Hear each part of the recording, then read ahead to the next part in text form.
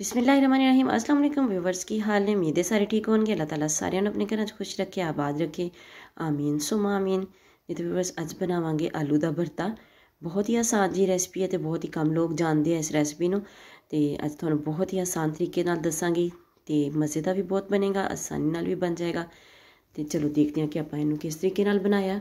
ਤੇ ਜਦੋਂ ਤੁਸੀਂ ਇਹਨੂੰ ਬਣਾਓਗੇ ਤੁਹਾਨੂੰ ਇਹਦੇ ਨਾਲ ਕਿਸੇ ਵੀ ਸਾਲਨ ਦੀ या कोई चटनी वगैरह कैचअप वगैरह की किसी चीज़ की ज़रूरत नहीं पेश आएगी, बहुत ही मज़े का बनेगा। चलो देखते हैं आप इन्हू किस तरह बनाया। बिस्मिल्लाहिर्रहमानिर्रहीम। सब तो पहले आप बॉयल आलू ले लिया, तुम अपनी ज़रूरत के मुताबिक ले लेना। मैं सिर्फ वीडियो बनानी सी इसलिए थोड़े जे आलू मैं इन्ने की लाए।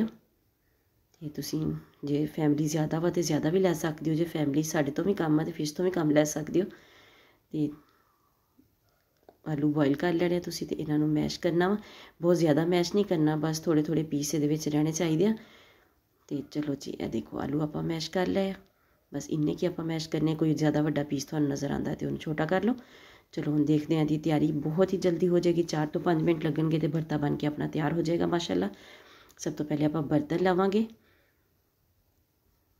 तुसीं इहनूं बना सकदे हो घी दे विच भी इहनूं बना सकदे हो तुसीं, तो तुसीं इहनूं ऑयल दे विच भी बना सकते हो, जिहड़ा वैजीटेबल ऑयल हुंदा वा। ते जे तुसीं इहनूं मस्टर्ड ऑयल च बनाना चाहो तो मस्टर्ड ऑयल दे विच भी बना सकते हो, लेकिन मैं इहनूं जिहड़ा वा वैजीटेबल ऑयल दे विच ही बनाया वा। चलो देखते हैं किस तरह बनिया है। सब तो पहले तकरीबन अद्धे कप तो भी थोड़ा कम मैं इहदे विच ऑयल शामिल कीता वा। इहनूं गर्म हो लैण देवांगे अच्छे तरीके दे नाल। तुहानूं वीडियो चंगी लगे तो लाइक तो शेयर जरूर करिया जे, चैनल ते नवे हैं तो चैनल नूं सबसक्राइब करके जाया जे, नाल बैल आइकन नूं जरूर प्रेस करिया जे ताकि आने वाली वीडियोज़ का नोटिफिकेशन तुहाडे तक आसानी नाल पहुँच सके। तुसीं इस भरते नूं बना सकते हो दोपहर दे विच, जे तुसीं जदों लंच करन लगो उदों लंच वास्ते इहनूं बना सकते हो, डिनर वास्ते भी बना सकते हो, बच्चों नूं लंच बॉक्स बना के भी दे सकते हो, सुबह तुसीं इहनूं नाश्ते विच भी बना सकते हो।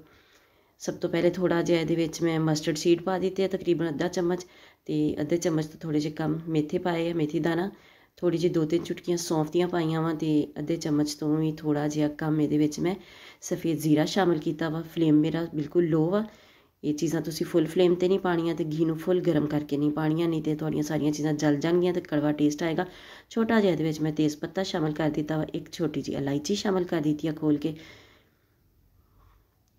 तो थोड़ी जी ये आप अजवाइन 2 चुटकियां ना ये शामिल करांगे ताकि आलू का बादीपन जिहड़ा वा वो भी खत्म हो जाए। तो यह मेरे को लसन सीगा, ये तकरीबन 10 तो 12 जवे सीगे, उन्होंने मैं बारीक कट के ये शामिल किया वा। ये नाल इहदा टेस्ट बहुत ही ज़बरदस्त आएगा। लसन जो कट के शामिल किया जाता वा, किसी भी चीज़ के इहदा बिगाड़ लाया जाता वा तो बहुत ही मज़े का तो बहुत ही ज़बरदस्त लगता वा। तो अद्धा चम्मच ये मैं कद्दूकश किया होया अदरक शामिल कर दिता वा। तो एक छोटी जी प्याज सी मीडियम साइज़ तो भी छोटी, क्योंकि थोड़ा जिहा भरता वा अपना, इसलिए मैं थोड़ा जिहा प्याज ये शामिल किया वा। प्याज का सिर्फ थोड़ा जिहा कलर चेंज करांगे, प्याज नूं ब्राउन नहीं करना। तो ये मोटे कटे हुए टमाटर शामिल कर देंगे, क्योंकि मोटे मोटे कटे हुए टमाटर नाले इन्हां नूं आपां बिल्कुल गलाना नहीं गा। टमाटर नूं थोड़ी जी हल्दी शामिल करांगे ये कलर वास्ते। तो टमाटर जिहड़े थोड़े खड़े खड़े ही अच्छे लगते हैं। फ्लेम बिल्कुल स्लो किया होया वा मैं। तो हुण इहदे विच आपां जिहड़ा वा आलू मैश करके रखे सी वो शामिल कर दिते आ। तुसीं चाहो तो इस तो ज़्यादा भी आलूआं नूं मैश कर सकते हो, लेकिन वो फिर ना ज़्यादा जिस तरह आपां पराठे का मसाला बनाया हो इस तरह लगन लग पैंदे। थोड़ियां जिहा सब्ज़ मिर्चां शामिल करांगे कटियां हुईयां, थोड़ा जिहा चिली फ्लेक्स शामिल कर दी है। रैड पेपर का आपां इस्तेमाल नहीं करांगे। तो इहदे विच मैं गरम मसाला शामिल कर दिता वा। मैं रोस्ट करके सारियां चीज़ां नूं ते बनाया सी। इहदी रैसपी मेरे चैनल ते पई है किंग मसाले के नाम तो, लेकिन ये तुहाडे कोल ना होवे तो तुसीं इहदे विच सिर्फ 3-4 सब्ज़ मिर्चां, सॉरी 3-4 कालियां मिर्चां, तो अद्धा चम्मच जीरा, तो अद्धा चम्मच ये साबत सुक्का धनिया, उन्होंने तुसीं ड्राई रोस्ट कर लेना वा। तो उन्होंने फिर तुसीं पीस के ये शामिल कर दिओ। लेकिन मेरा ये होल गर्म मसाला सीगा।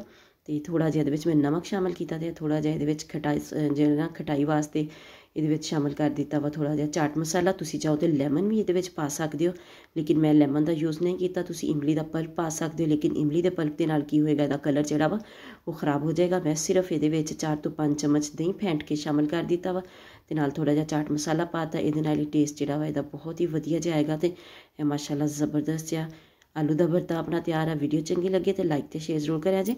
तुसीं इहनूं पराठे नाल खा सकते हो, तुसीं इहनूं पूरी नाल भी खा सकते हो, तो बाकी तुहाडी मर्ज़ी। तुसीं बॉयल चावलों के नाल भी इहनूं खा सकते हो, बहुत ही मज़े का लगता है। इस तरह भी चम्मच ना खाओगे तो बहुत ही मज़े का लगेगा। ਵੀਡੀਓ ਚੰਗੀ ਲੱਗੇ ਤੇ ਲਾਈਕ ਤੇ ਸ਼ੇਅਰ ਜ਼ਰੂਰ ਕਰਿਆ ਜੇ। ਚੈਨਲ ਤੇ ਨਵੇਂ ਆ ਤੇ ਚੈਨਲ ਨੂੰ ਸਬਸਕ੍ਰਾਈਬ ਕਰਕੇ ਜਾਇਆ ਜੇ। ਮਿਲਦੇ ਹਾਂ ਨੈਕਸਟ ਵੀਡੀਓ 'ਚ। ਉਦੋਂ ਤੱਕ ਲਈ ਅੱਲਾ ਹਾਫਿਜ਼।